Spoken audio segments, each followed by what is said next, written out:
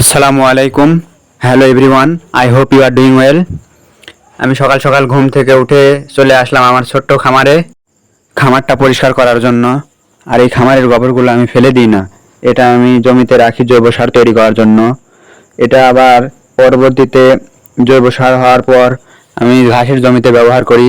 এতে করে ঘাস অনেক শক্তিশালী হয়, আর বাজার থেকে কেনা সার ঘাসে ব্যবহার করতে হয় না, তেমন অল্প পরিমাণ কিনলেই চলে। এরপর খামারটা ভালোভাবে ধুয়ে পরিষ্কার করলাম।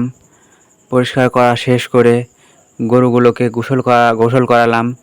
গোসল করাতে করাতে একটা বিষয় লক্ষ্য করলাম যে গোসল করানোর সময় গরুগুলো অনেক শান্ত এবং আনন্দ পাচ্ছিল। তারপর গরুগুলোকে পানি খাওয়ালাম। পানি খাওয়ানো শেষ করে চলে গেলাম আমাদের ঘাসের জমিতে। আমাদের ঘাসের সবচেয়ে নিচু জমিটায় গিয়ে দেখি হালকা হালকা পানি জমছে।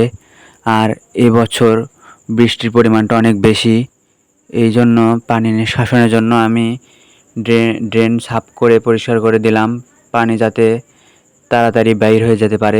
আর ঘন ঘন বৃষ্টি হলে বা পানি জমে থাকলে ছোট ঘাসগুলো মারা যায়, পচে যায়, আর ঘাসের ফলনও অনেক কমে যায়।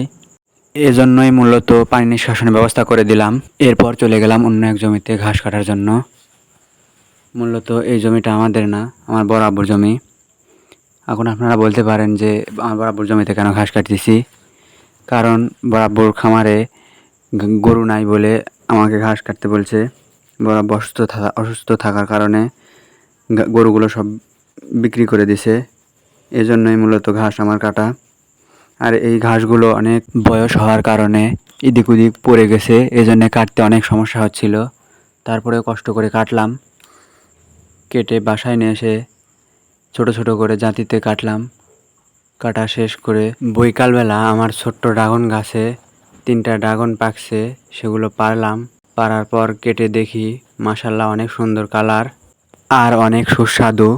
গাছ থেকে টাটকা ফল পেড়ে খাওয়ার মজাটাই আলাদা, অর্গ্যানিকভাবে তৈরি করা।